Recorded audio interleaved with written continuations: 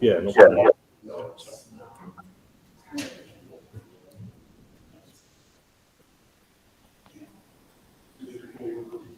We're good.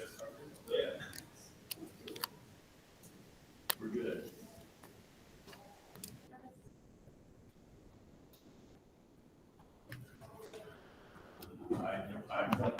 I don't remember who we, and so we're using the audit. Yeah. What's the name of your school? Let's keep it together. Not sure if you're on our list or not. Good to go? Yes. All right, all right. Thanks everyone for coming tonight, and make sure I'm not sure if I'm on video, so I'll make sure I'll get in here for all of ours online. We've got several that'll be online tonight with us also, which is great. So appreciate everybody's attendance. Very pleased to have Jason Russell with Secure Education Consultants with us tonight. And he's doing some work with a lot of our schools.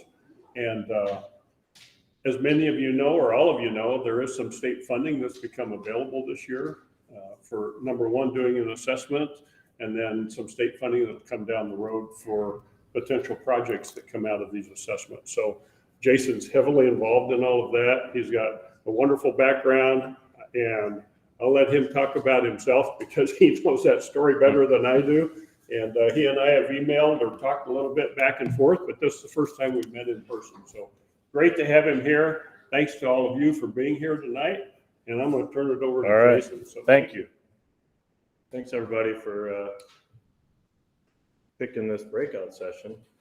I think what we're going to do tonight is we're going to talk about a couple different things. We'll talk through kind of how to develop priorities for security within your schools, and then also have a conversation about the best ways to use some of the funding that the state has to offer. So I started this company in 2012. My background, I was a Secret Service agent, spent most of my career in the federal government doing wolf protection and investigations. I have 3 kids, and as my kids started to go to school, started to pay a little bit more attention to what was going on with school safety and security, and recognized that there were a lot of gaps in terms of not only the physical security, but also just process, procedures, and things like that. So I formed SEC. Right now we have about 50 consultants that work for us. One of the largest school security consulting companies in the country, based right here in Grand Rapids. We have coming up on 300 public school districts in Michigan, and probably 200 private schools of some sort in Michigan that we work with on a variety of issues. One of the things we'll talk about tonight is kind of, as you're going through assessments, there's some assessment funding out there for schools that allow you to have your school's security examined. Really what you want to make sure that that company, whoever you decide to choose, the process that they use is appropriate for schools. And really it's important that schools are different than any other environment in terms of safety and security. So you want somebody who specifically works with schools and has a lot of knowledge about how schools operate.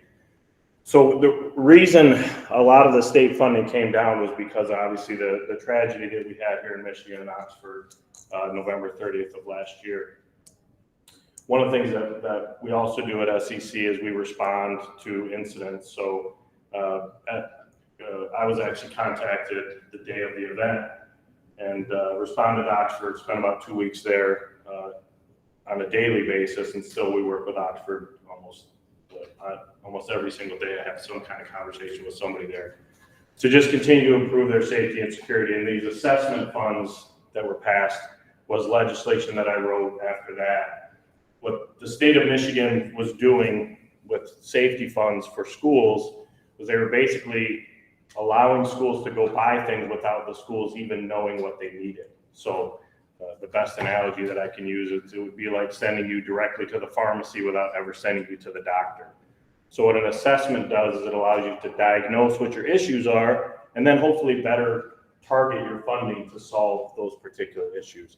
And that's really what we do at SEC. And really, as you move through this funding process, hopefully you already applied for the grant funding The deadline for application was October 20th. But we are told that they're going to reopen it. So if you didn't apply for the assessment funding or the other funding that's out there, two portions of the 97 money, which I'll talk about in a minute, they're going to reopen.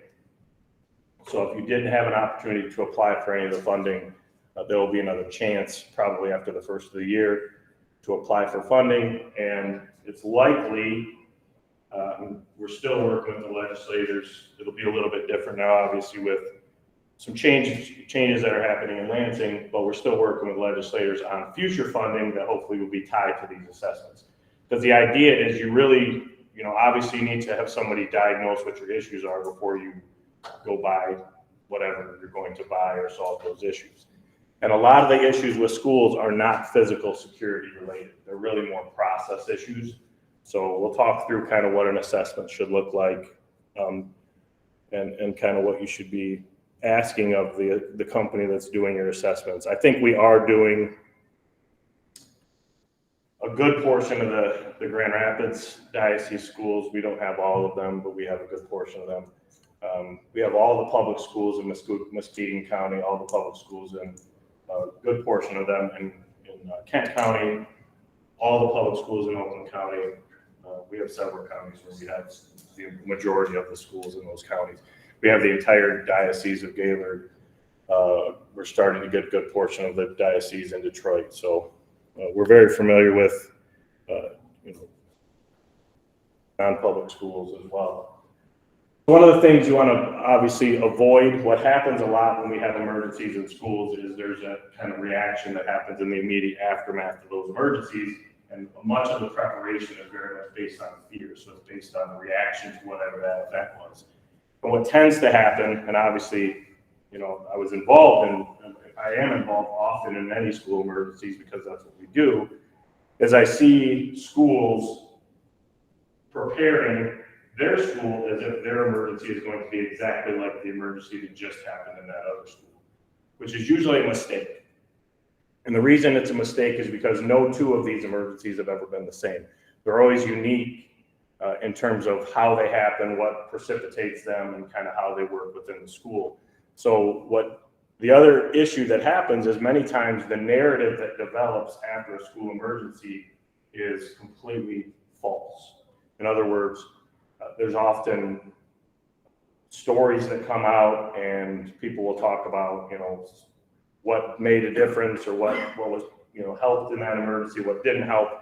And oftentimes those stories come from people that have they don't even know what actually happened during the emergency. And that happened in the event that we had November 30th of last year. There was a lot of information that came out of that event that was just plain false.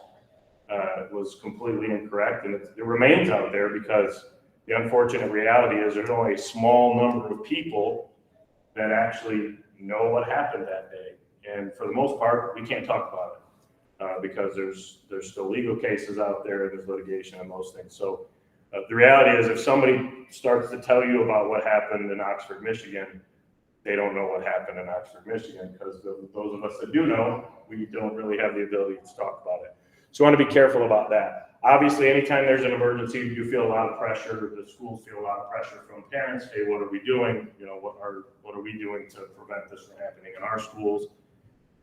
And the reality is it's just kind of the gap between the reality of safety in schools and the perception of safety in schools gets really wide after an emergency. In other words, the reality of safety probably hasn't changed, but the perception of safety changes based on the fact that we just had this emergency.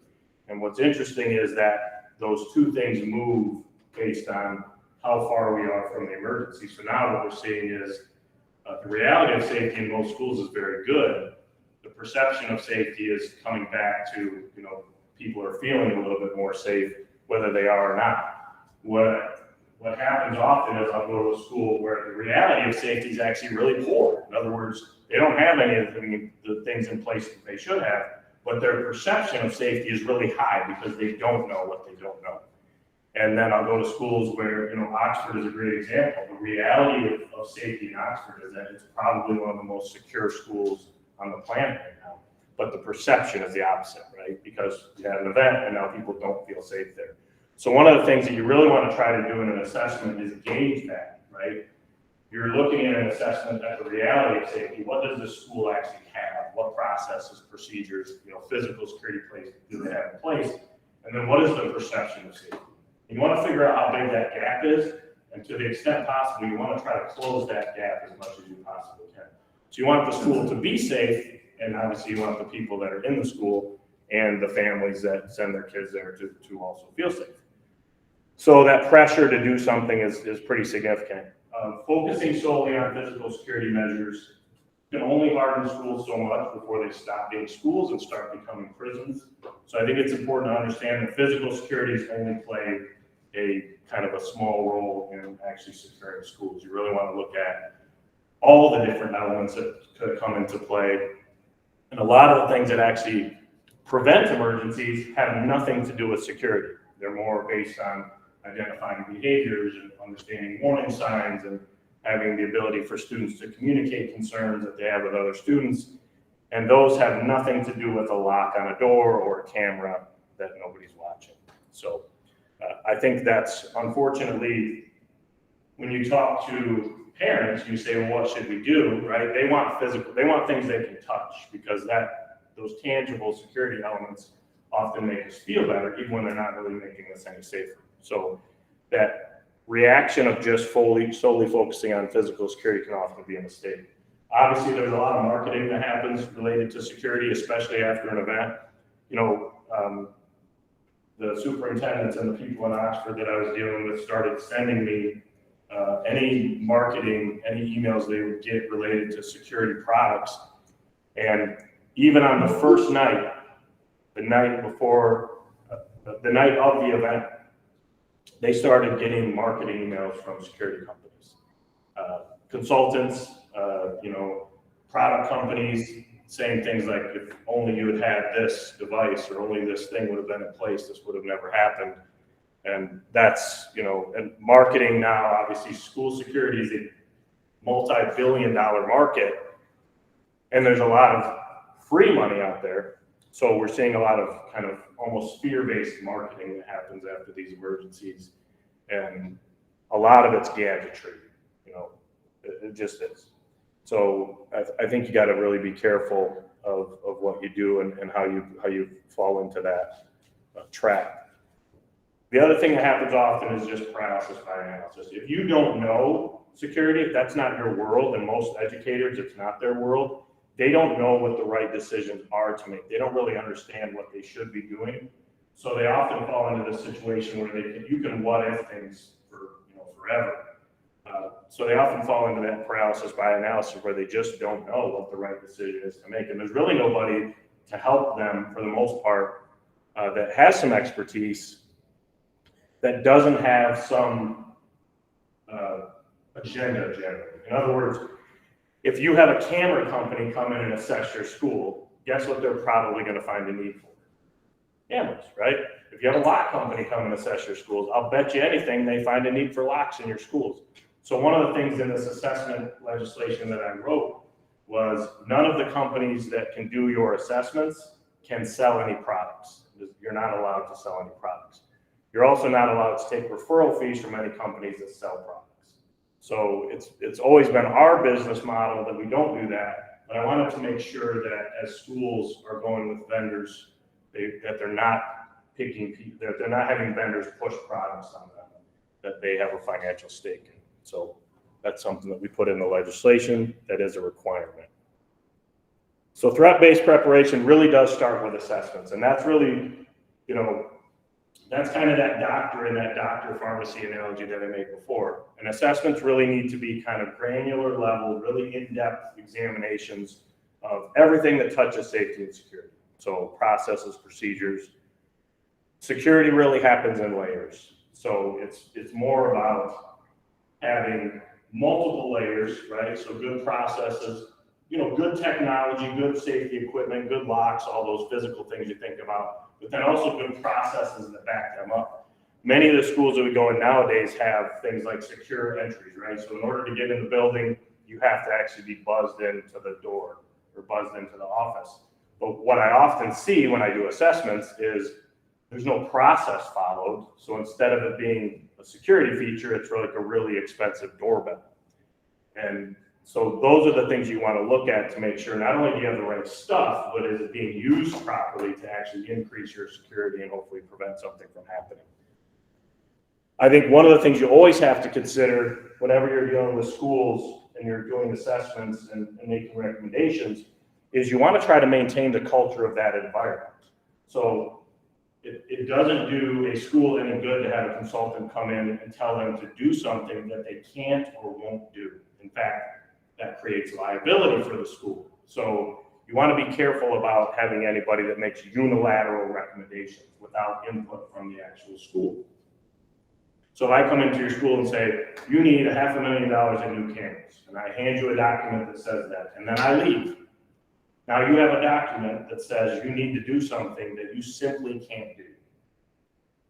And now you have liability. Because if something happens, somebody's going to say, well, didn't an expert tell you that you needed A, B, or C, and you didn't do A, B, or C? And now you have that potential for liability. So it's important as you're going through your assessments that you work with the company to make sure that you're involved in the actual recommendations. Not in the findings, not in, hey, this is the problem, but you're involved in the actual recommendations that they make for you. Because we want them to be actionable. You know, I often read what I call checkbox assessments, which are very basic assessments, which don't really provide a lot of value. Right? I was up in Traverse City recently doing an assessment, and the public school system that I was working with was very proud of this assessment that they had done. It was 475 pages. But most of the information, about 473 and a half pages of the information, was completely worthless information. There was nothing they could do about the issue that was identified. In other words, one of the issues that kept coming up was their parking lots weren't 75 feet from the front entry of the door.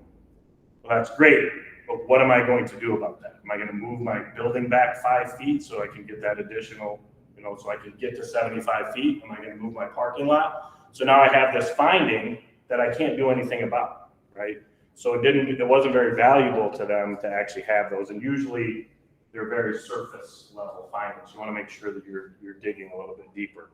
Obviously, anything you do security-wise has an impact on your operation. So one of the things that happened after Oxford was metal detectors, right? Everybody wanted metal detectors. We need to put metal detectors in schools. What they didn't realize was, because you don't know what you don't know, if you put a metal detector in a school, you're actually probably doing somebody who would want to cause a violent act of really, you're doing them a favor because you're lining all the kids up in a nice, neat line right outside the school that I wouldn't even need to come in because you've actually done me a pretty good favor of taking all my targets and putting them in a small little area for me. Not to mention how long it would take to get kids in school, not to mention almost every school that I go to at 4:01 or the minute after school gets out and the kids leave, the whole building opens up and people are in and out of there for events, and I could take whatever gun or whatever I wanted and put it in a locker or hide it behind a chair or whatever I wanted to do. And then the next day the metal detector wouldn't discover that. So you have to understand how any security thing you do impacts your operations and how you're going to implement it, right? So an assessment that says do something also really should say, how do we do that thing? How do we implement whatever this recommendation is? That's the proper way to prepare. So starting, and that's really what this whole legislation was about. It's something that I've really been stressing for years and years and years for the state of Michigan.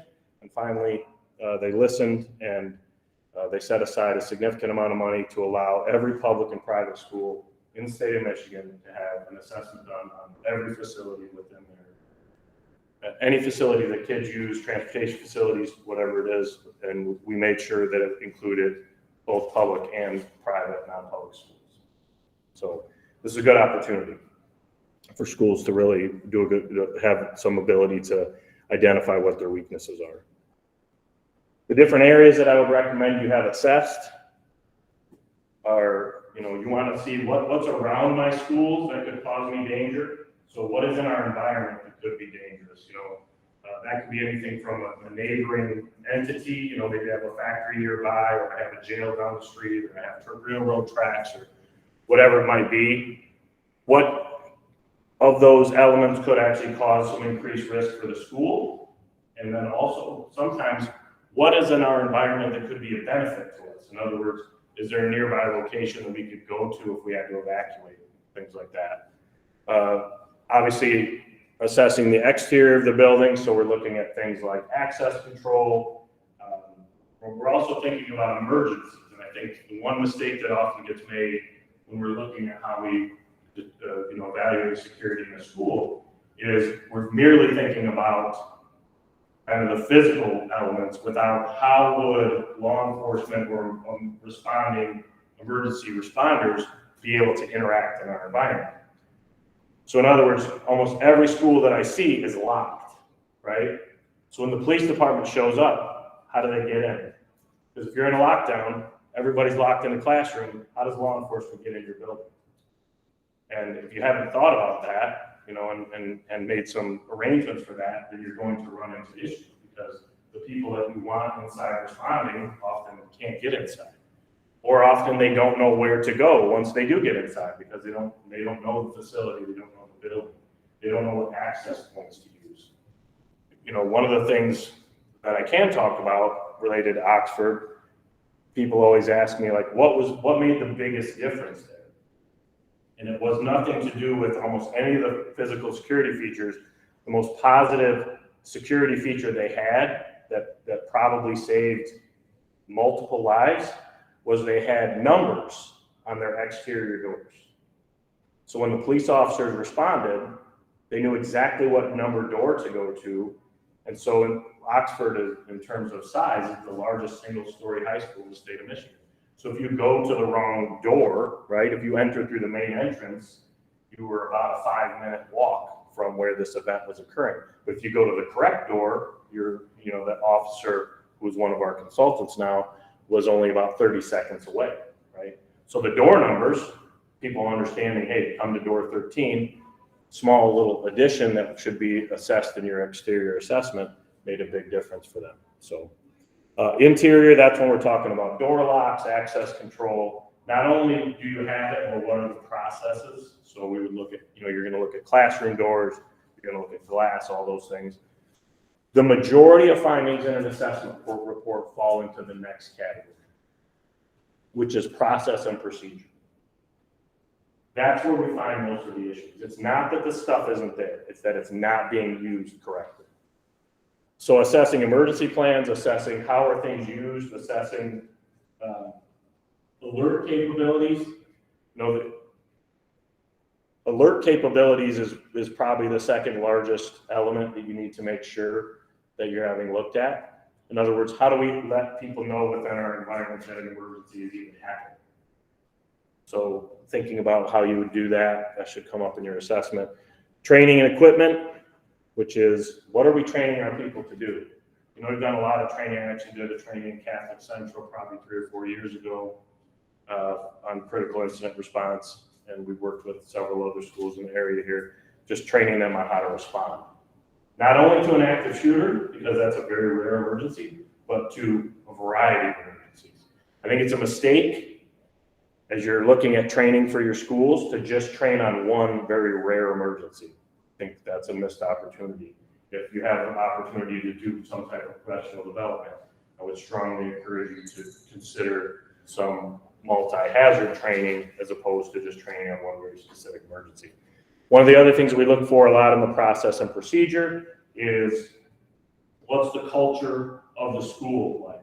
In other words, we talk to staff, we talk to administrators, we even try to talk to students when possible to kind of gauge their opinion of what causes them concern and what are their, what do they think are the issues in that particular school. And one of the things that's obviously a huge element to safety and security now is really identifying students that are showing warning signs or showing behaviors that could indicate that they are maybe on a path towards violence.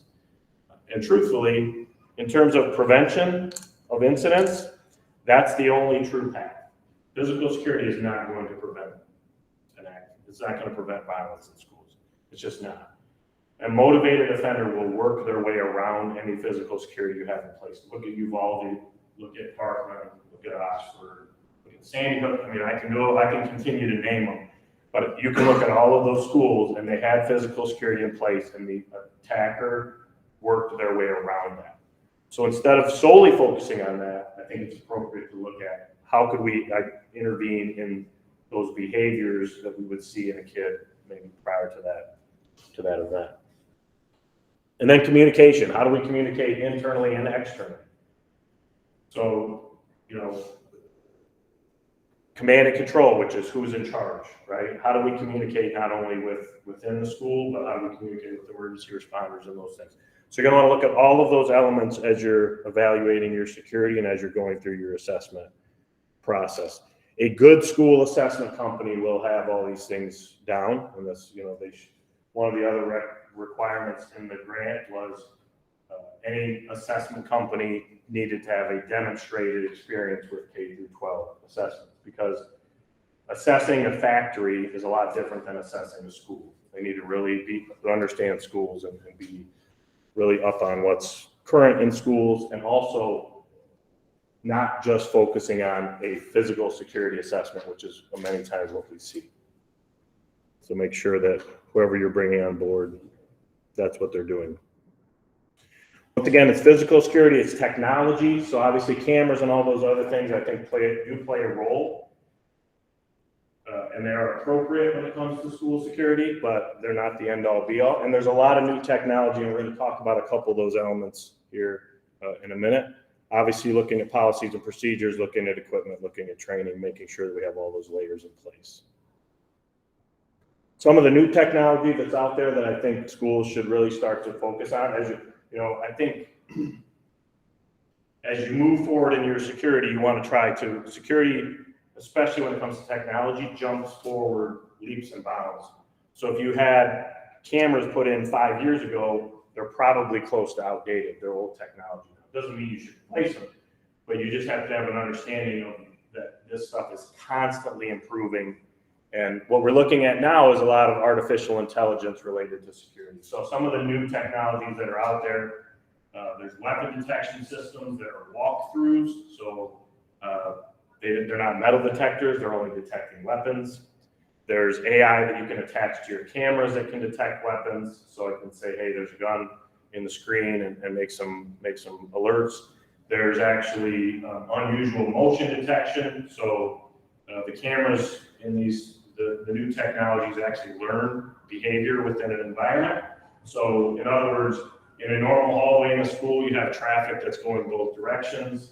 The new technologies that are out there, if that motion changes dramatically, so in other words, if everybody started running in one direction, the cameras actually have the ability to say, hey, there's something happening in this hallway, and alert even police and first responders to say, hey, there's problems here. And that AI is continuing to improve. There's image detection, there's object detection, where it can actually track an object around the building. So you could say, show me everywhere that this briefcase was on camera, and the cameras can actually piece it together and show you a video of that. So it's really become, quite amazing what can be done now with the new artificial intelligence. And that's just going to continue to improve. There's gunshot detection. It really is moving quite rapidly in terms of what's happening with technology. There's a lot of communications technology that I think is great, two-way radios. And as I mentioned, the alert capability is so important. Understanding how do we alert within an environment that there's an emergency. So a lot of schools are using PA systems and things like that. But I think what's going to eventually become a standard is both audible and visual alerts for emergencies. We see in our assessments a lot of times as I'm watching kids, even my daughter, when she's walking around her school, she's wearing AirPods in her ear. So if there was an audible alert on her PA system, she would not hear it. So she would be left out, right, of that alert. So, in the near term, when I go to a school like that, we actually make a recommendation that kids are only allowed to wear one AirPod. But I think in the long term, what we're going to see is audible and visual alerts, just like you have with your fire alarm, right? You look at that, that's got to be ADA compliant so that you can both hear it and see it. I think that's coming. It's not here yet. We don't really have a safety code for emergencies other than fire, but I think it's something you're going to see. One of the things that I was lucky enough to be appointed to the newly formed School Safety and Mental Health Commission. There's 7 of us that sit on that commission at the state level. And the role of that commission is to make recommendations related to physical security, also mental health, and resources that can be deployed out to make schools safer. And that's really one of the things that I think has to come down at some point. Obviously cameras, cameras are kind of a standard now. It's very rare that we don't see cameras, especially at the high school level. But the reality is most cameras are passive in terms of what they're used for. In other words, they're rarely monitored in real time. Cameras, if you ask people what's the most appropriate security feature, 80% of people will probably tell you cameras. Cameras are no longer a deterrent, especially to kids. Especially the kids my daughter's age, she's a sophomore in high school. They've been on camera their entire life. They live their life on camera, whether it's selfies, TikToks, videos, the things that they do. So for them, cameras are omnipresent. They assume they're on camera all the time. So cameras are no longer a deterrent to crime. They're just not. Maybe a limited deterrence for property crime if there's a camera that's obviously looking at the thing that I want to steal. But even then, it's not that much of a deterrent. Cameras are certainly not a deterrent for violent acts. They're just not. They really haven't been for probably the last 15 or 20 years. And the way cameras are used in schools, they're used very passively. In other words, they're rarely monitored in real time. So they're good for showing you what happened, not necessarily good for you being able to prevent something.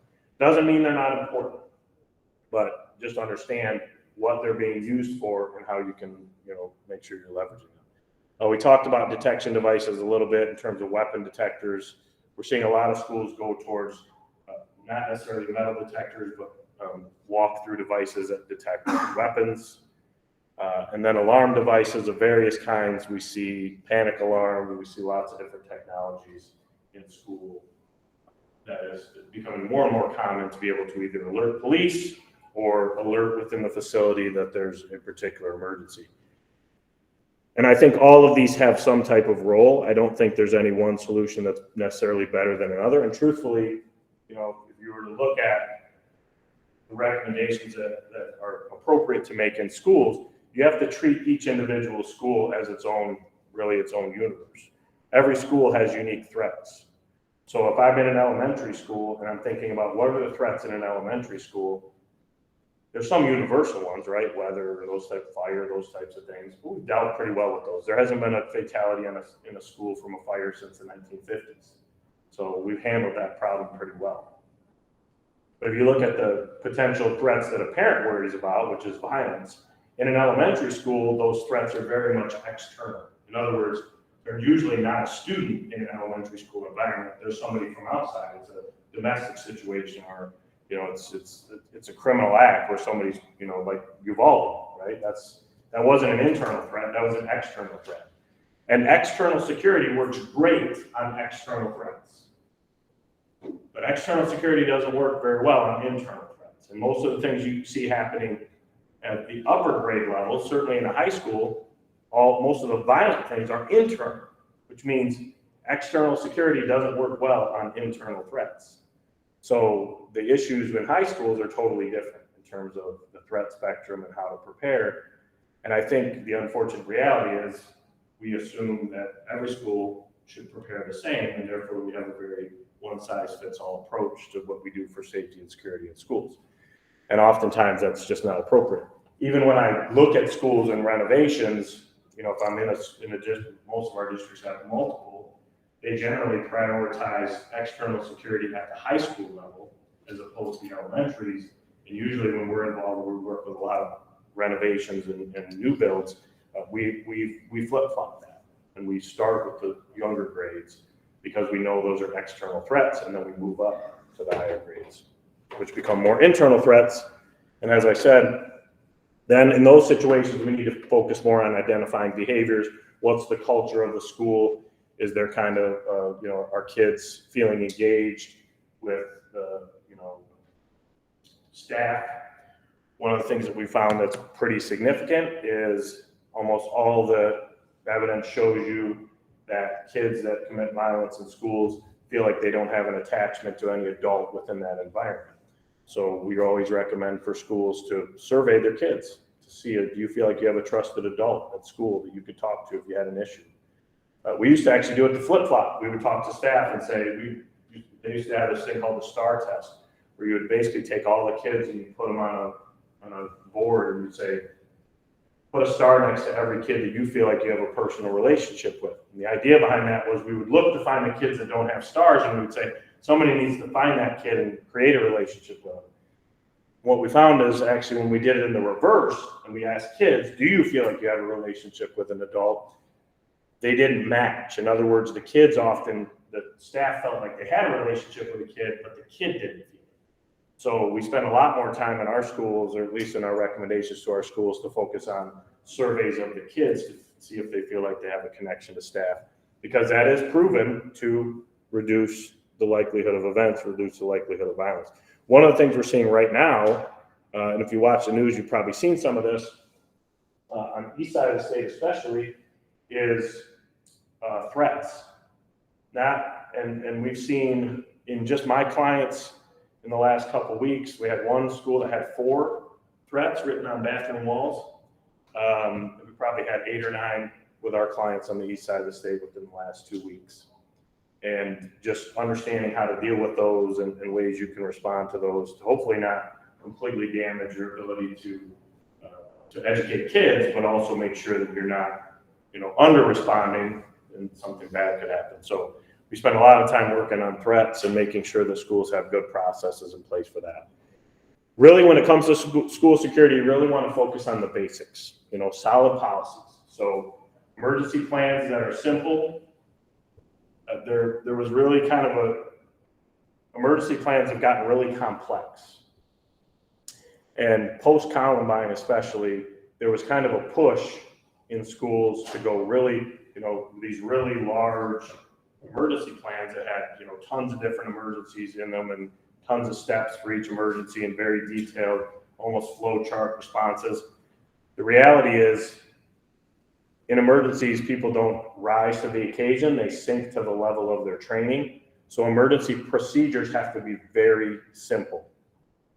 So one of the things you'll want to have assessed is your emergency procedures. Are they simple? Are they covering all the emergencies? Another piece of legislation that's going to be coming down from the state at some point is, and this has been a push that we've been making for several years, is a standardization of language. In other words, if you went to 5 different schools within a county, you could take the same emergency and each individual school would call that procedure something different. So some schools were using code words, some schools were using words interchangeably, shelter in place and lockdown, things like that. And there was just no consistency. Problem is that causes confusion, right? So there's going to be it's really important to have, basic emergency plans that are easy to remember. Obviously, training is important, making sure that there's some training in place for your staff on how to respond. And also training for people that aren't necessarily teaching staff. One of the mistakes I think that schools make is they only train the teachers. Well, but I always tell schools, they say, well, who should we train? And I always say, anybody who could have responsibility for my child, I want them trained.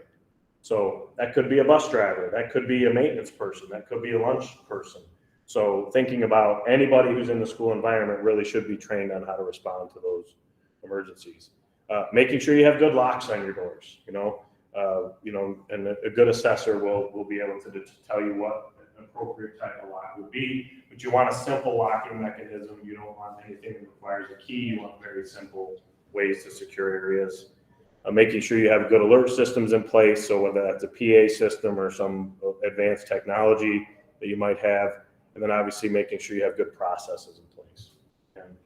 And a good assessor will be able to look at your processes and actually probably observe your processes in action and say, here's the issue that you have with this particular element of your safety and security program. and hopefully make some recommendations that can help you to improve that. So really focusing on those basics, basic blocking and tackling. It all comes back to complexities don't work in emergencies. That's just not how human beings work. So the more complex anything is, a locking mechanism, an alert capability, a communication capability, the more likely people aren't to know how to use it, and the more likely it is to fail when you need it. So keeping things very simple and making sure you have good processes in place is super important. So obviously, following that process, assess, plan, equip, train, focusing on early intervention, especially as it comes to violent situations, avoiding either end of that spectrum in terms of complacency or panic. The school safety pendulum swings fast.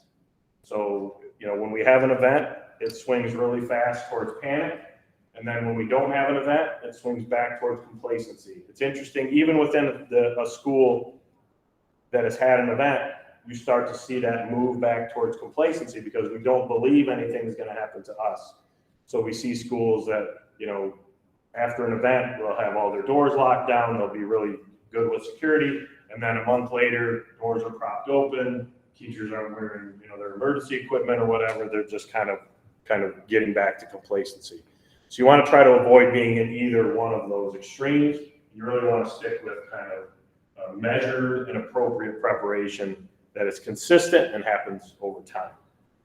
You want to train as often as you possibly can. I'm not a big fan of fear-based training. I think any training we do for education staff has to be educator-friendly. It has to be really training that the teachers can digest.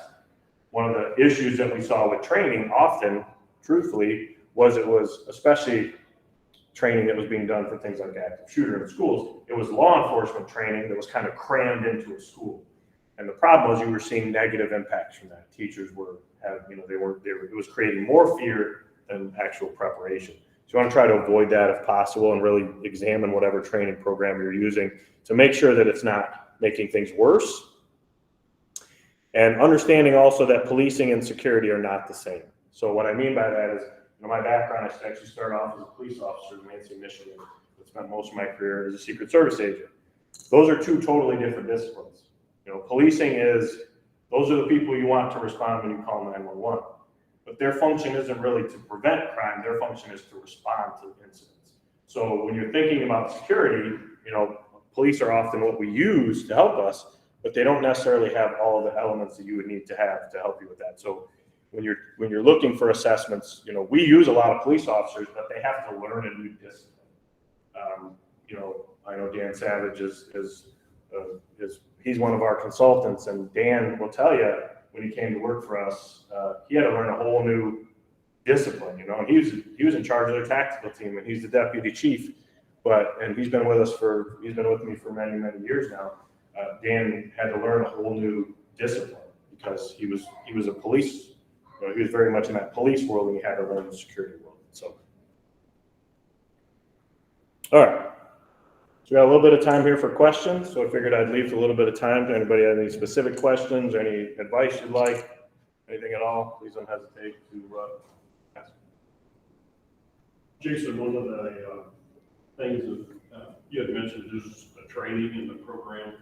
I don't know if you have a recommendation then on frequency for training, or are there some programs out there that folks might want to tap into? Yeah, so I think the frequency is, I think what's appropriate to try to do an in-person training that maybe has some scenarios to it. And then after that, you can kind of resort to more online for a couple of years and then maybe in person.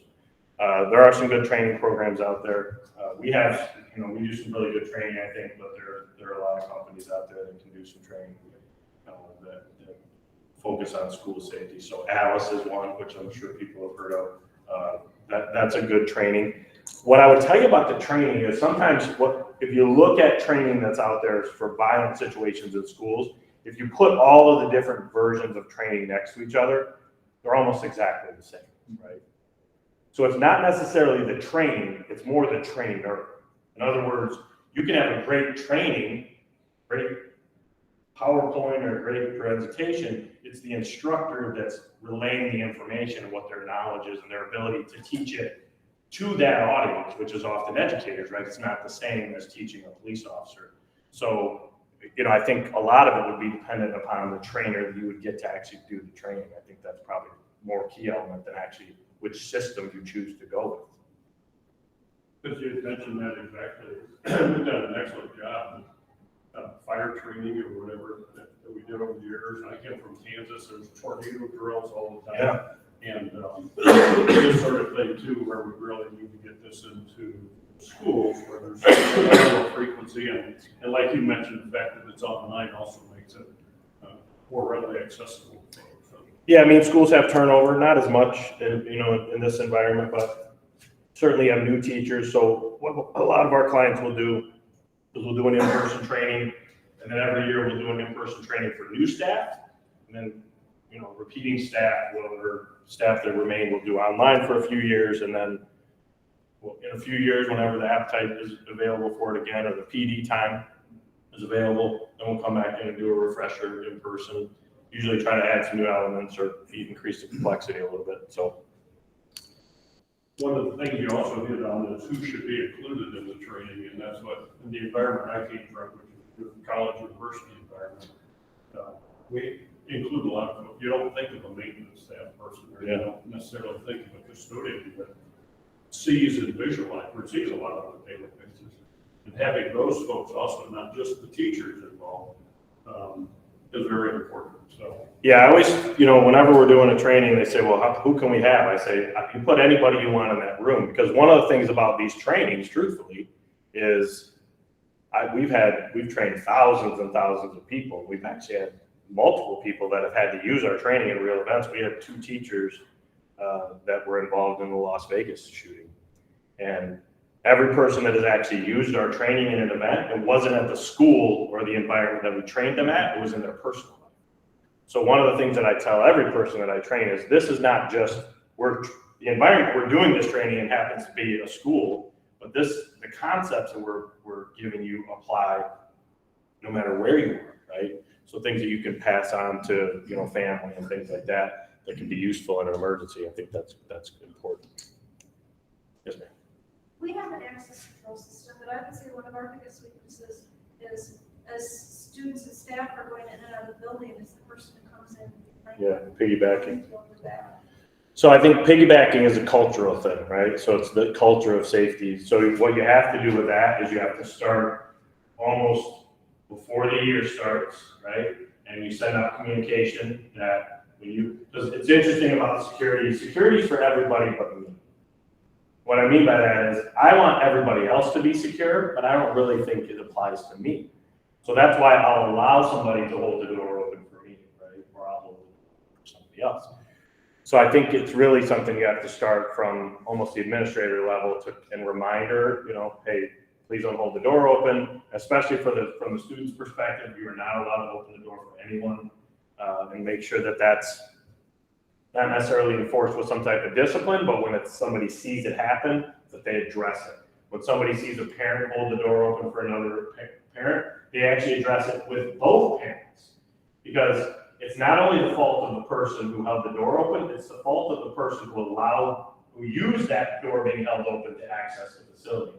So and I think the way you express that to parents is, that's exactly what I would, if I wanted to get into your school, I would use your politeness against you by piggybacking in an entry. So I think you have to just communicate it in the beginning, and then continue to reinforce it as best you can throughout the year when you see those things happening. Bottom line is, it's going to happen to a certain extent. You can only limit it so much. So I think part of the design of your physical security, truthfully, should be a way to limit the fact that could impact your entry. So what I mean by that is, if I see the entry to our school and there's 2 of you standing there, I'm going to ask you both questions before I open the door for one of them. In other words, if I don't know you, who are you? What are you here for? Oh, I'm here to see so-and-so. Okay. Sir, could you step up to the camera? And I'm asking you a question. Now I've talked to both of you and I feel comfortable. Now I open the door, right?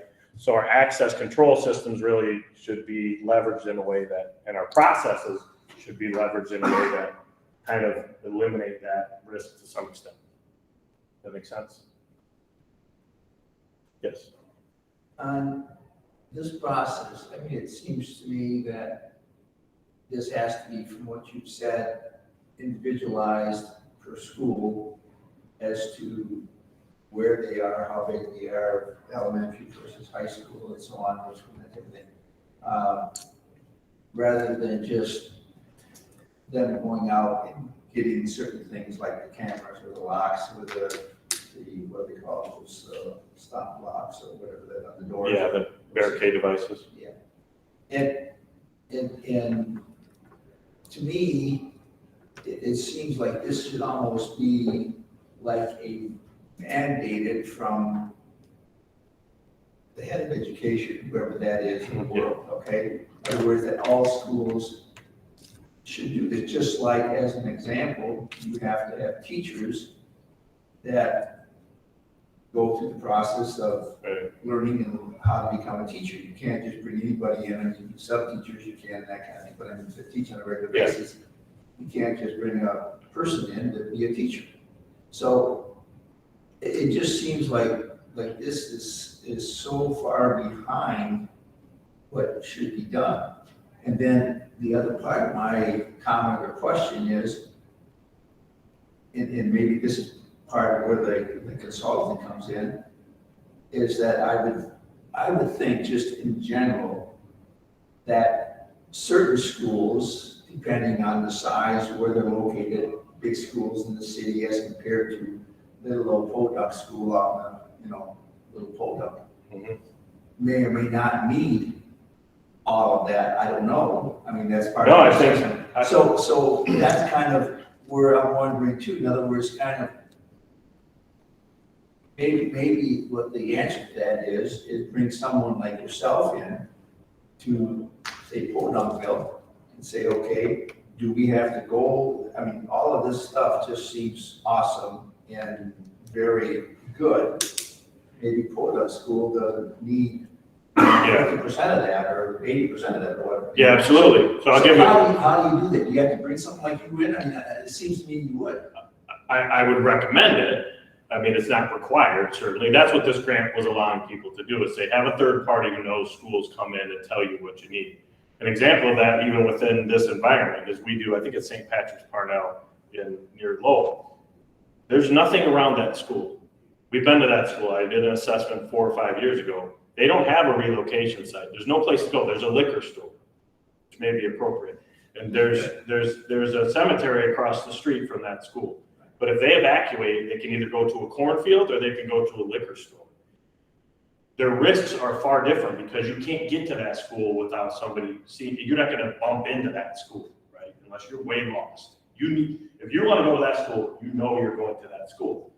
Across the street, totally different environment. You have people that are just wandering around and see a target of opportunity maybe and say, hey, there's a school there. There's people, there's kids walking back and forth. There's girls walking to cars, So when we did the Catholic Central assessment several years ago, and we're actually doing another one here pretty soon, the focus was totally different because the risks profile is completely different, and you have to take that into account. In fact, we did a small assessment on this building. We actually, even the way your parking garage now is secured is related to some of the assessment work we did several years ago, the security that's on the first floor.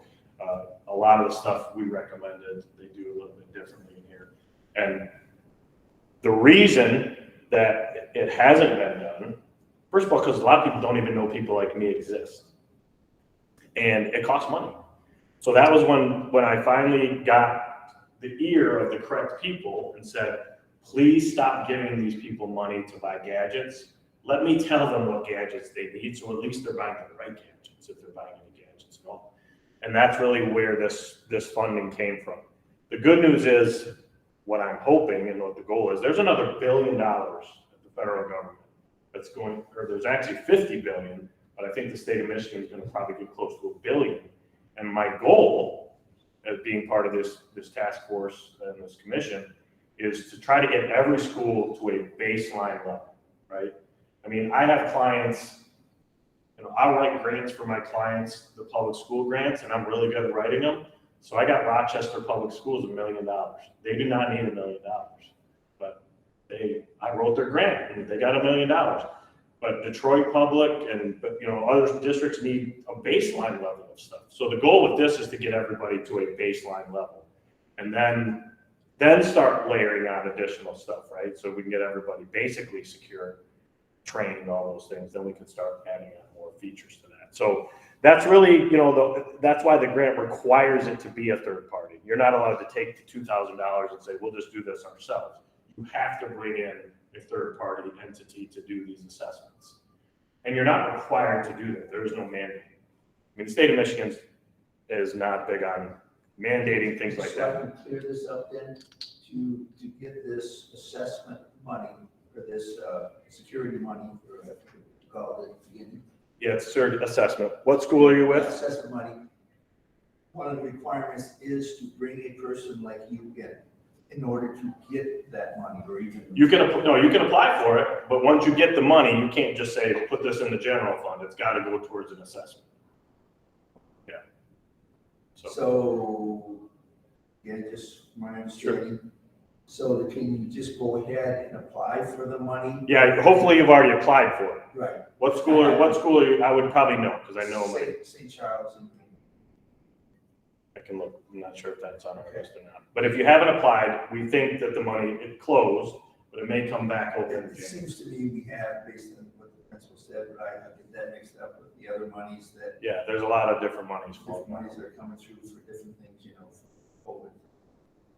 I know for a fact that I looked last week, the state of Michigan contacted me regarding non-public schools, and it was actually kind of disturbing that not a small fraction of non-public schools had applied for the free money, for whatever reason. That did not apply, you say? It's only a small fraction did apply. Right. I mean, probably a tenth of what could have the money actually applied, which is why there's money left over now. They're gonna reopen it, hoping that people, like I was at NANS last week speaking to that conference, and that's when I learned that only a small percentage of schools had actually applied. And a lot of it just because they didn't know that the money was available. In the things, I mean, we've done a few things, but it almost seems like it's like a waste of money, whether you spend your own or now we have this money available through grants or whatever. If you don't have someone like you, because, you know, if you're talking to an unknowledgeable person or group or whatever, I mean, it might just be throwing money away. Yeah. That gives you a false sense of security, whether it's the cameras, because we did just install cameras. Now, I don't know exactly to what extent and how they went through to do that. And we've done those lock things, you know, on the doors, but even those, part of the assessment should be whether we do your assessment or you hire another person. Even those barricade devices, like there's so many elements with that can go wrong. In other words, do you have the removal tools in the correct places? You know, if law enforcement comes in, are they going to be able to find the removal tools? Do the removal tools fit under the door? They almost never test that. And usually when I go into a school, I'll try to fit it. It doesn't fit. I mean, I could go on and on and on. That's one element that you put in place. Not necessarily bad, but I'm guessing you probably already had locks on those classroom doors. And now you have 2 locks on the classroom door, but I would venture a guess that you're missing something else somewhere. So essentially, and this is okay, because a lot of schools do this, you put on 2 shirts with no pair of pants is basically what you did. And that's okay. We can get you a pair of pants. But that's what a lot of schools do, is they multiple layers in one area, and then they're missing a layer in another area because they feel like we got to barricade this class, we got a lock on the door. But the reality is, no attackers have ever tried to break through a classroom door. The narrative of the Oxford attack was those barricade devices saved lives. He didn't touch a single door. He never touched a door. They had the barricade devices, but he didn't touch any doors. Now, I'm one of 20 people that know that. So I sat in the hearing room while the owner of that company said my devices saved hundreds of lives, and I couldn't say a word.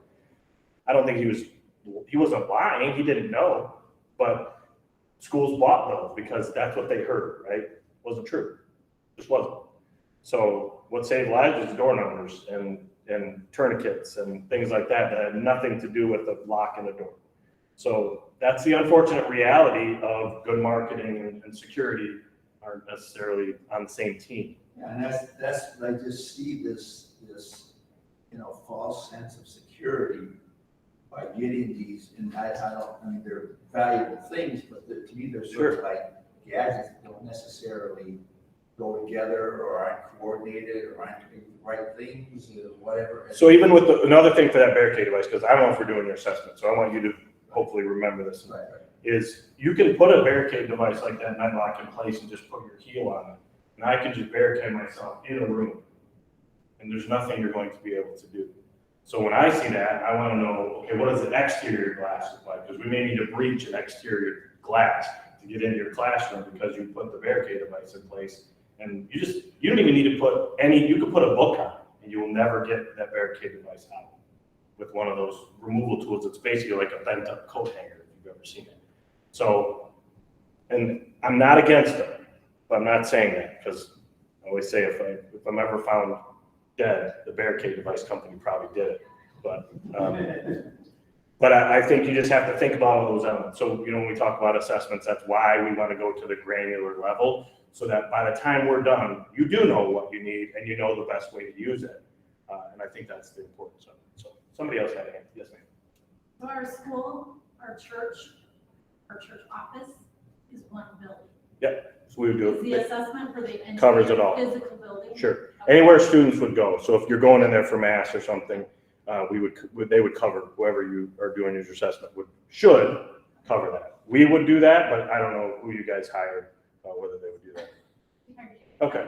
So yes, we will go through the church. Yeah, I don't know if everybody knows, Jason, but you would know, there's also implementation funding that's. Yeah, so that's the idea, is the process, right, the doctor pharmacy thing. So the idea is, we're told that probably in the spring or next fall, there'll be some funding to fund the things that were identified in the assessment, that's literally the way it should go, is to say, what are the issues? Okay, now here's the money to fix the issues that are identified. So that'll probably be next year, I think. And Dave Faber's been tracking that really closely, and the numbers he's come up with is between $100 and $200 per student. So if we have 6,000 students in the diocese, then we'd be looking at $2 million potentially, or anywhere from 600 to that. But anyway, again, a lot of free money that's out there, and taking advantage of it is crucial. And I know that all of our schools have not engaged somebody to do this or signed up yet. So I'm glad to hear also that the potential is that they'll re-up that in January. So I think from the list that we had, I mean, I sent you, there hasn't been any new schools since then, so I think we're 5 or 6 in your area. So, and I mean, and I'll be honest, there are other good companies that do this. We're not by far not the only company that's good. So there are other good options for this. And each school, and just so everybody knows, each school has the option of deciding on their own. This isn't something that comes down from the diocese. Each school can make their own decision on this. So each principal or CEO decides if they wanted to pursue the grant, the funding or not. So, so it is limited, at least from the diocesan level, of you got to do it. But certainly the opportunity's there, the funding's there, and so. So you said you're doing Catholic Central again, so how often do you feel, like if we do one in 5 years, 2023, 5, 7 years would be appropriate. And truthfully, it'd be maybe even less necessary unless there's funding to do it, quite honestly. Like we don't, we do assessments in schools maybe once every 7 to 10 years. And it's usually because things have changed. The threats have changed, the threat spectrum. Now, most of our clients we stay engaged with in one way or another. Generally, they need ongoing consulting. They need help kind of implementing the things in the report, right? Because so do you do staff training as well? If that Oh, yeah. was something they wanted you to do, could Yeah. you come in and do that? So if you have a big turnover for staff, you can say, okay, we're gonna, yeah, 2 years in, we're gonna regroup and do this training again. Yeah, so we do the critical incident training, which includes like the active shooter piece, right, in a teacher-friendly way. We do some de-escalation training. We have a couple different trainings that we do, communication, crisis communication, things like that. So we have a lot of different, in our website, you can find a lot of that stuff on our website. We're able to help you with. Yes, sir. Jason, I think you guys also offer review of construction drawings if you do a project. Yes. It's really valuable, and I'm on Catholic Central Board. Oh, yeah. And did that work that you reviewed, so. Yeah, so we were involved in that renovation back several years ago where they put in the new vestibule and extended out made the new areas over there. So that's certainly something we can help with as well. I'm in construction, and I think it's valuable. So one of the things, Rick, for the per pupil funding, one of the stipulations was that you have to have a public meeting to get input from the community, being parents and stuff like that. And then we're also having an assessment. Do we fall into any liability by having that, where the teachers are like, or the parents are like, hey, I'm worried about this and this, we're supposed to take those recommendations. And if we do something happens, is that meeting now a liability? So what I would recommend, if we were the company doing your assessment, what we try to do is the delivery of the assessment and the public meeting happen on the same day. Because then I'm there to tell the public, here's what we recommend as the people that did the assessment. Like, I'm the doctor to come in and say, here's your diagnosis, parents, here's the issues that we need to fix in this particular school. And then when they ask questions and they have comments, it's not just whoever trying to remember what we said or arguing why we're not doing something. I'm able to much easier say, here's why we didn't decide to do this, and here's why we did decide to do this, or this is the direction we're looking.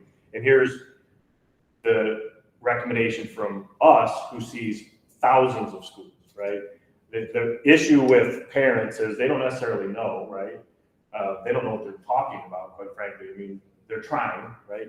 But the other issue is what I call aperture. So their aperture is really small. They only see their school, right? And even a principal or a teacher or somebody or a board person that works with a school, you only see your school. We see lots of schools, so our aperture is very wide. So I can say, here's a best practice. I mean, we work with public schools and private schools in all 50 states. So we've seen schools in Hawaii, Alaska, everywhere. So we're able to make recommendations. So a meeting like that, I think, is appropriate to have your assessor there when they deliver that assessment report, to have that public meeting at that time. So you could say, here's what we've decided to do.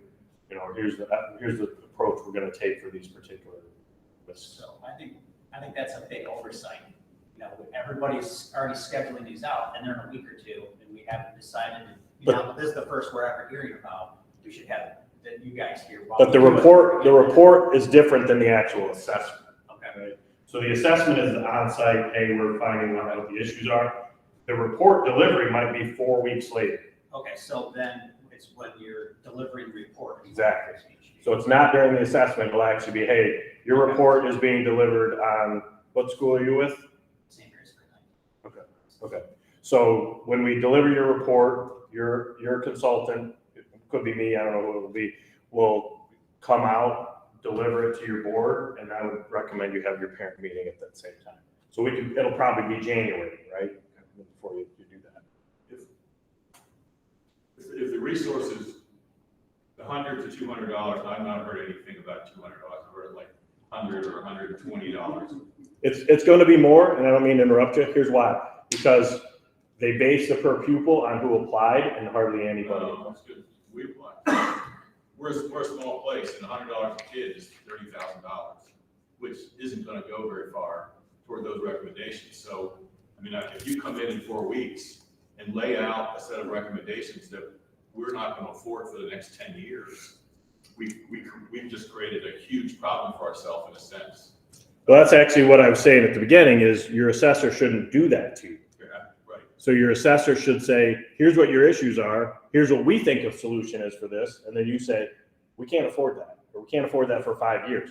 So then a good assessor will say, when funding becomes available, consider this improvement, right? No, I appreciate that. Because if not, and you just put a thought in parents' heads that this credible group came in and did this assessment, Yeah. and now we can't do what they've suggested because we don't have the resources. Yeah, so it's the same with teachers, right? Teachers expect that change is gonna happen tomorrow. We see that all the time. So, you guys weren't on our list, so I don't know which company you're using, but make sure that whoever you. I will, I promise. Yeah. I wish you were on our list, but when you call. Not in any specifics or whatever, but is your fee in general, and again, I don't need to have specific amounts or whatever, but based upon, I guess, when you do an assessment, you don't know what we have or don't have or whatever. So is the price like a stated amount, X amount of dollars? I set the price for this grant. I wrote the legislation. Right. So the price is our price. So when they said, how much does it cost to do this? I said, here's what we charge per school. It's $2,000 per building. And that Now, is became the that price. all kinds of schools? I mean, like, Everything. okay, so. So you get me on a high school, I get you on an elementary school, basically. So if I just do your one school, it's not real profitable for my company to do, but that's okay. If you have 3 buildings, then it's great for me, right? If you have 1 building, then we didn't do that well that day, but that's okay, because we're doing just fine. Okay, so we just have an elementary school, type of thing in, 8th grade. That's fine, you just have to buy me lunch that day. No big deal. So that's like a $2,000. That's it. All included. We don't have any fees out of pocket, at least with us. I don't know what other vendors do, because other vendors may charge I $3,000. just was wondering if you have a varied scale based upon how many students you have in the school, where you're located. No. Whether it's elementary or school. The state has made available $2,000, they're gonna charge you $2,000. That's it. Basically, company that called me, which is not in, said it'll cost you $2,000 because that's what the state's charge is gonna give you. Because again, I'm on board and I heard obviously rumblings of this grant money, Sure. but nothing compared to what you said tonight. I mean, I couldn't write fast enough. All the stuff and whatever. And so, I mean, it blows my mind that there isn't more of a groundswell as to what should be done. To me, it's like, you buy some locks, you buy some cameras, and we're good to go. That's, to my knowledge, I don't even know if I'm on the board. I don't recall anything coming out saying, they looked at this, who they is, I don't know. And we got the cameras, we got the locks, and I don't know who did it, how it was done, how it was determined, what kind of cameras, what kind of locks, whatever.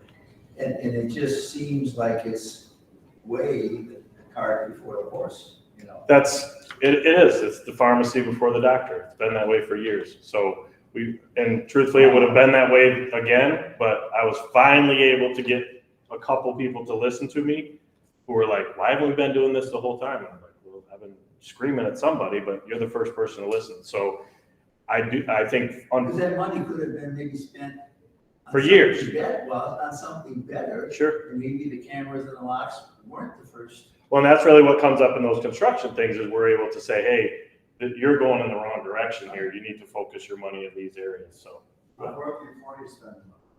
yeah, right. Yeah, that's the key.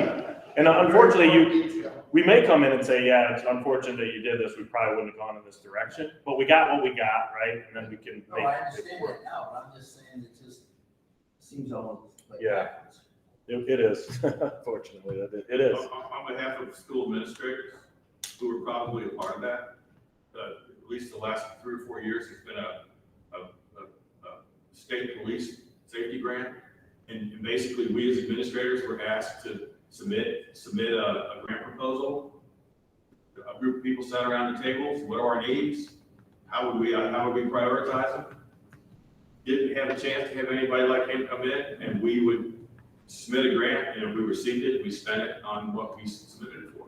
And nothing against the administrators, but based on the administrator's knowledge versus the expert's knowledge. Oh, get it. The state of Michigan, and I'll just tell you what happened because it's true. The state of Michigan actually had assessments in that grant that you applied for. And they actually took it out and put a note in there that said you are explicitly not allowed to have an assessment. And that's why this money isn't coming from the state police. I said, I love the state police. You got to get this money out of their hands. So it's at the MDE. There's the reason that happened. It happened because I said, if the state police gets this money, they're going to get rid of the assessments. They're going to say, well, we do that. We give you a form. You go and assess your own school. I can change my own oil, but I don't, right? I mean, technically I could. It would probably not go well. But I hire people to do that and that know what they're doing, right? So I think they're finally moving in the right direction. Yeah, probably a little bit too late, but it is what it is. And hopefully now we can start moving in this more organized fashion. I'll call my administrator up when I get home. Is it only grade schools and high schools, not colleges? For this money, I think it is, yeah, just K-12. Is there going to be any stipulations on the money that can be spent, like that Michigan State Police Grant? There's, very specific things. Yeah, if you read the per pupil, it gets really specific, and then at the end, at the very end, the last sentence says, or anything safety and security related.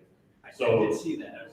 That's basically, and what I've been told, and they're very explicit about it, they're not gonna audit this. So they're trusting that you're gonna spend it on safety and security elements. You can't supplant.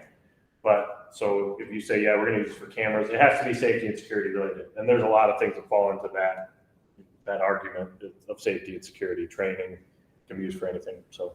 What's the name of the grant? It's 97, it's 97, say A, B, and C are the three different things. I hate for you to not mention this, knowing, I know Jason personally, we do business together, but a lot of our Catholic schools also have early childhood centers that are not part of their K-12 building. Jason has extensive background in that area, that's part of how SEC came, but there is also other grant money available separate from the school-based grant. So I'd like for you to, because some of the schools are building standalone centers right now, almost all of the Catholic schools have something that is really violent. Just to capture that power. No, that's a good point. Thanks, Chris. So my wife owns 6 childcare centers in the Grand Rapids area, Milestones. And that's really why, that's kind of how SEC started, actually. I was asking her what she did for security, and she wrote her own emergency plan. And I was like, that's probably a mistake because you can't even kill the spider. So that's really why I formed it, was because we wanted to bring a better process to that world. And, we work with thousands of childcares now, but childcares are also a big part of what probably, and that's a totally different world because the things you can do for emergency response in a K-12 environment do not apply to a preschool environment because you have kids that are not mobile, and they don't understand, words yet. So it's a little bit of a different environment. Jason, one question. Yeah. That was from one of the virtual. Sure. series, which you kind of answered already, but how much does assessments cost the school on average? Yeah, it's $2,000.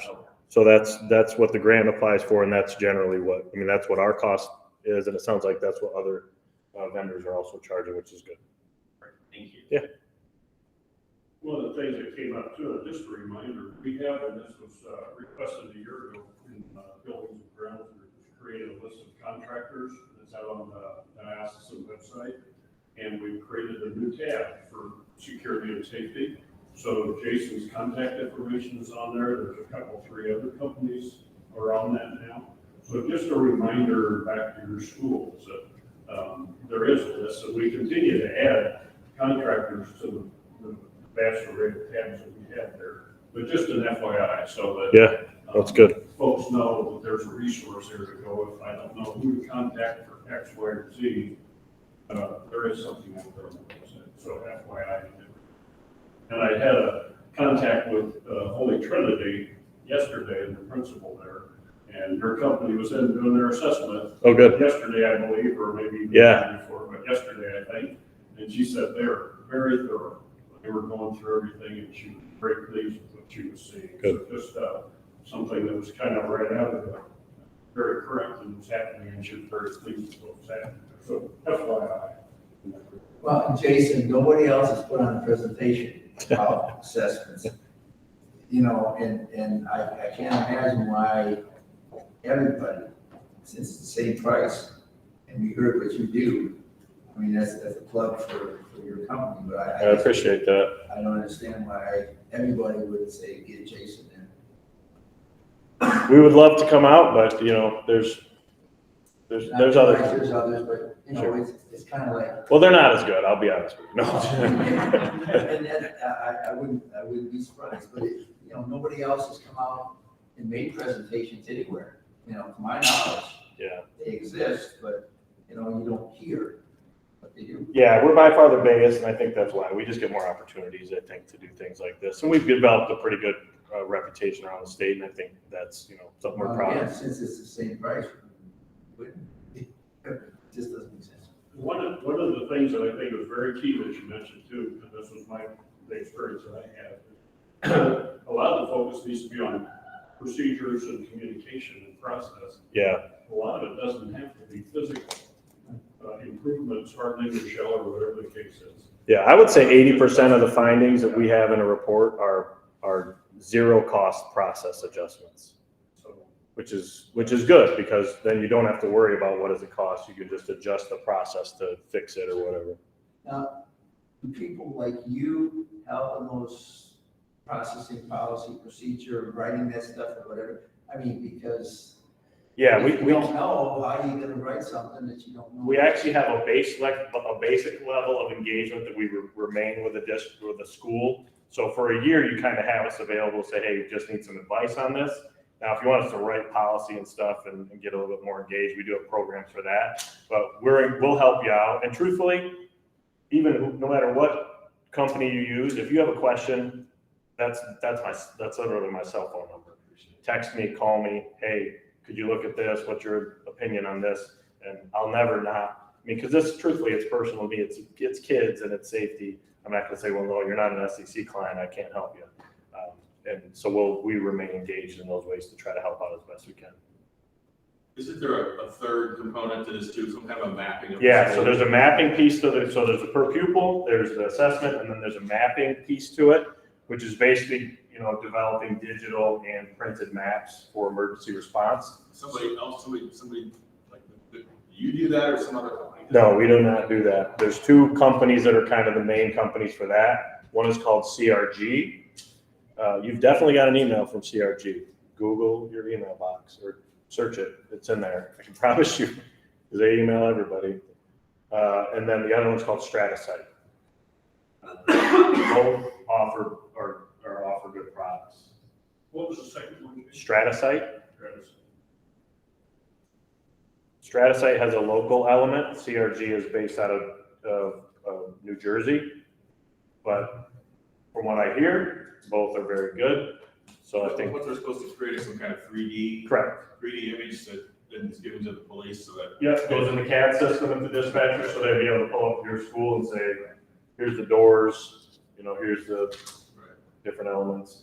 So that's why those door numbers will be important. You want to get them so they can put that in the map. Yes, sir. So we have door numbers, but only a handful of our doors have electronic access. Do we need electronic access on all the doors? I wouldn't put them on all your doors, you know, so you don't need it on all the doors.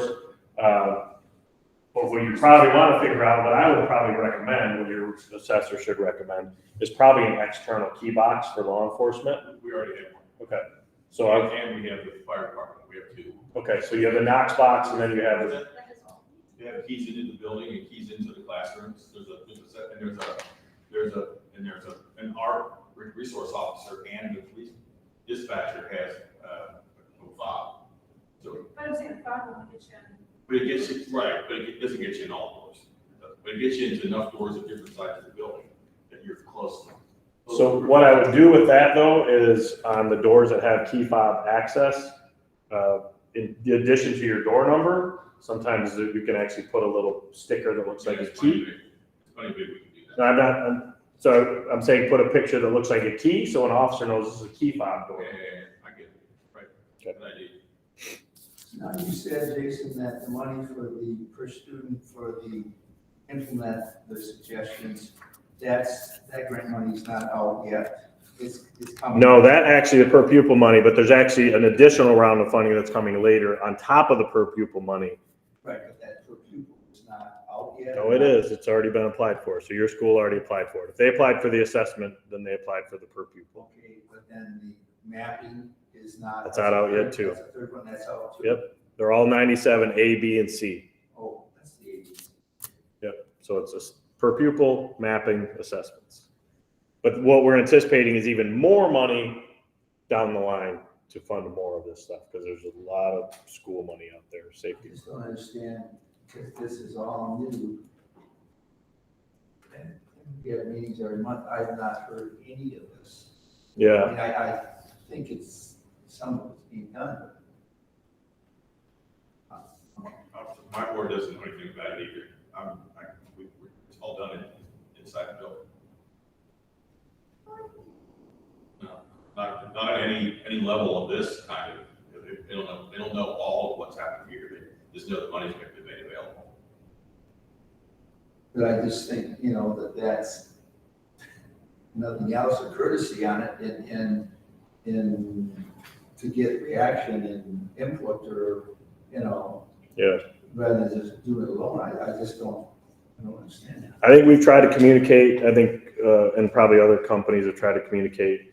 And I think sometimes that is seen as a vendor communication. So it's like, hey, is somebody trying to sell us something? We went through Mans. I think Mans did a lot of communication on this stuff to make sure that people knew, and they sent our information out frequently. Has your company gone out to all of the parochial schools in the diocese? No, I Can mean, that be done, or is it? so we not? went through the diocese and just tried to, you know, we're trying to be not pushy, you know. I understand. So I think we left it up to individual schools so they could choose who they thought was appropriate, and really just worked through the diocese to say, hey, you can send our information out. And then I think it's important for a school to reach out, and a lot of schools have reached out, and I've had phone conversations, say, here's what we do, you know, and How do they know who to even reach out to? I guess is my point. The diocese has given us Yeah. lists. There was a lot of information that's come to us from Dave Faber about this. And it was, Jason his company did receive a list of all our schools and the contact. yeah, we reached out to every school. And he reached out, and there was a brief email that went out, flyer brochure, and I think even a sign-up sheet, is that for something? Yeah, we tried to get every school that we were gonna send them a proposal. This did go out to every school, and then whether they elected to pursue it, or maybe it done something very recently, but the information was shared, and came from Dave Faber. So, now how it's disseminated from there, it's a good question for you there. Go yell at your principal. There you go. What is the name of the school? What's the, I seriously will search our, Okay. St. Charles. Did you send out to the building and grounds committee like 3 times? oh yeah, you're on our St. Charles, or I can't say that last word.